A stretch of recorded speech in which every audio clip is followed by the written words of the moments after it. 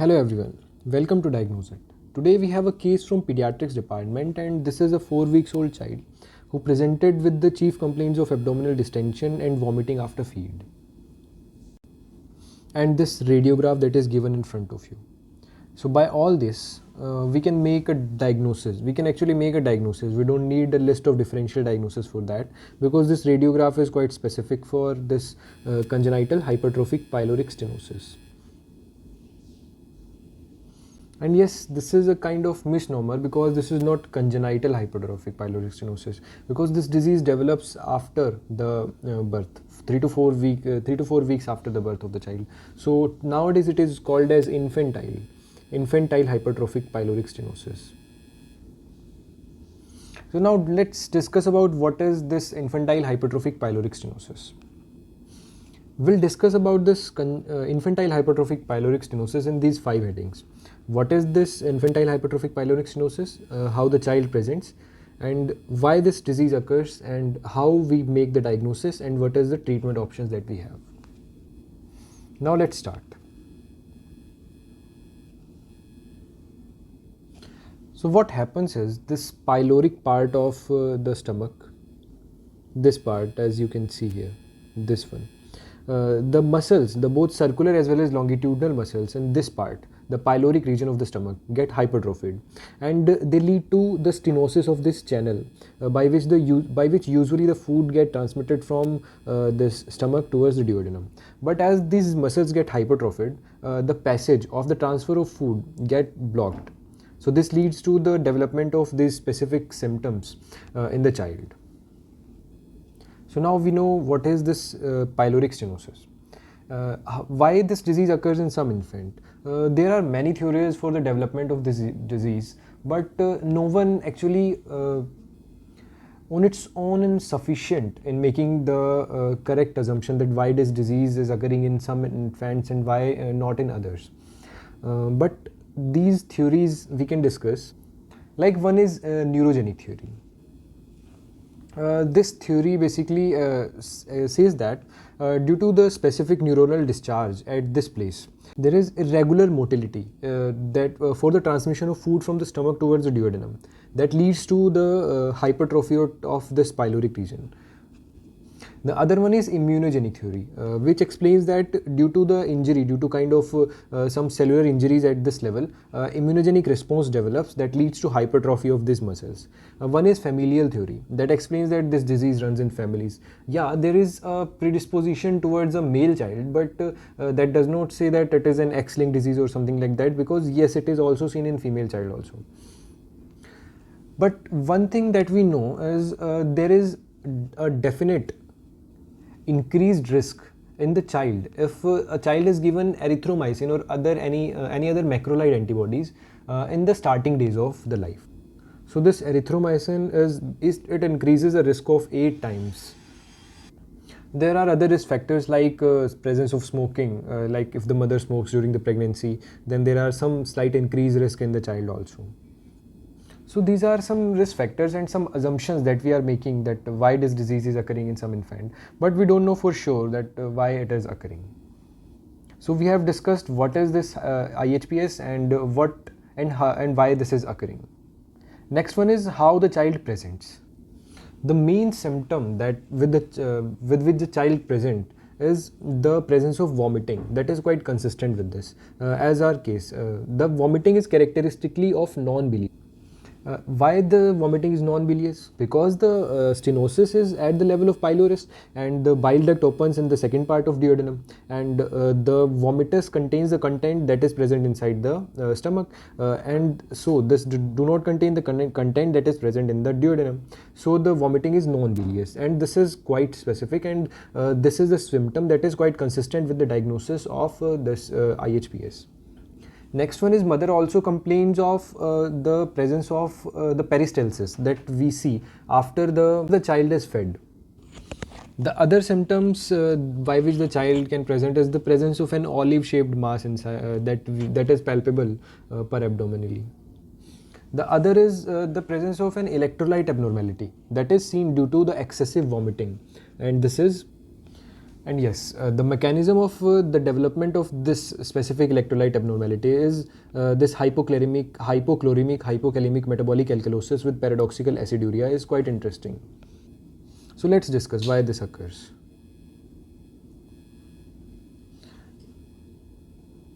So what happens is, as the child vomits, there is an excessive loss of HCl that leads to decrease in H plus inside the body as well as decrease in chloride inside the body.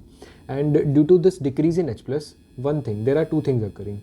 One thing is the development of alkalosis, and one thing is the mechanism to preserve the H plus ions inside the kidney is it started functioning. So what happens is kidney try to preserve the H plus ions. And in preserving the H plus ions, the kidney secretes the potassium ions. And after some time, the potassium reserve of the body also started depleting. That leads to the development of hypokalemia. And after the development of hypokalemia, due to preservation of potassium ions inside the body by the kidney started secreting H plus ions again. This leads to the aciduria. So due to this, the patient develops hypochloremic, hypokalemic, metabolic alkalosis with paradoxical aciduria. So till now we have discussed what is this IHPS, next is why this develops, and what is the presentation of this IHPS. And now we'll proceed with the diagnosis of infantile hypertrophic pyloric stenosis. So in the diagnosis, there are various modalities. Basically, it is a radiological diagnosis, and what we need is we can do a X-ray abdomen. The X-ray abdomen can show the presence of distended abdomen. Due to the obstruction at this level, the abdomen get distended. Next one is due to the excessive peristalsis inside the abdomen. Sometimes a radiograph of the abdomen can also show the presence of a sign that is known as caterpillar sign that you can see here. This is the caterpillar sign, and why this sign is occurring? Because of the excessive peristaltic movements to propel the food from the stomach inside the duodenum. So this is the caterpillar sign. The main modality for the diagnosis is ultrasound, but the X-ray investigation we can also do the fluoroscopy. In the fluoroscopy there are various signs that you can see here. This is a fluoroscopic diagram, and you can see this sign here. This is the string sign, and this is due to the narrowing of this passage, as you can see. Next one is this sign here. You can see this double tract sign, and the next sign that you can see, this is the double tract sign. And why this double tract sign is occurring? Because the dye passes through the mucosal interstitium, the interstitium of the kind of rugis, the mucosa that is present, that makes a kind of path for the passage of dye. And this path is delineated by these white lines, and this white line is showing there are two tracts for the passage of dye. So this is the double tract sign. And the next one on the fluoroscopy, as you can see here, this is a tit sign. And what is this? Why this sign develops is because of the narrowing of this passage and excessive pressure generation inside the stomach due to the peristaltic waves, there is a pulgent kind of diverticulum that forms, and this resembles like the tit sign. And next one is the main modality for the diagnosis is the ultrasound. And in ultrasound there are various signs for the diagnosis. One is, you can see here, this sign. This is the pylorus, and you can see this is kind of a donut kind of looking sign, and donut or a target. This is a target sign. What you can see in the above, this black color, this hypoechoic area. What is this? This is the gallbladder. Next sign is this, you can see here. This black colored area, this is the stomach that is distended due to the gas or due to the content, and this part is pylorus, and this is pressed due to the distended abdomen, distended stomach.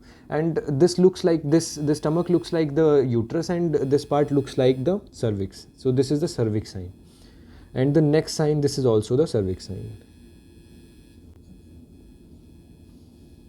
This is how we measure the length to make the diagnosis. For that, we need to remember the number pi, 3.14 or 15. We should remember 15. This pyloric channel length, this length that you can see here, this length should be more than 15 mm. And this thickness of the pyloric wall, this should be more than 3 mm, more than 3 mm. And the total length of the pylorus, this should be more than 7 mm. So this is the criteria for making the diagnosis of this IHPS on the ultrasound. So till now we have discussed till the diagnosis of this IHPS. So what is the treatment modality? This is basically a surgically treated disease, and for the treatment we can do before the surgery is the medical management. And in medical management we can actually do the medical management for the characteristic electrolyte abnormality that we have, like this hypochloremic, hypokalemic metabolic alkalosis. For that we can correct the alkalosis part, we can correct the hypokalemia, the hypochloremia by supplementing this sodium chloride with 5% dextrose, 5 KCl. But the definitive management is this pyloromyotomy, the surgical management. This pyloromyotomy, it is called as Ramsted's pyloromyotomy. And what we do is, let's come to this diagram. We basically cut this part. We can do it both endoscopically as well as per abdominally also, and laparoscopically also. So what we do is we actually dissect this part, and one thing should be taken care of, that this mucosa should not be breached.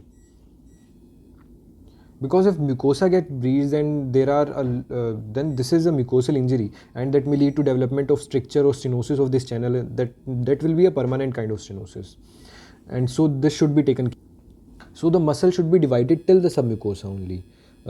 This disease basically presents between after the age of 3 to 6 weeks, and usually resolves by the 3 to 4 months of age.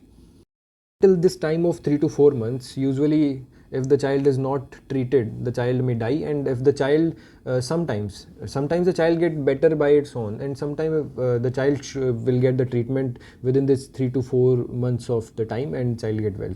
The prognosis of this disease is quite well, and the survival rate is around 98 to 99% after the surgery. So this is all we need to know about this infantile hypertrophic pyloric stenosis. So thank you for watching this video, and don't forget to like, share and subscribe to my channel. If you have any question regarding this disease, you can post it in the comment section, or you can DM me on my Instagram handle at diagnoseIt. So thank you.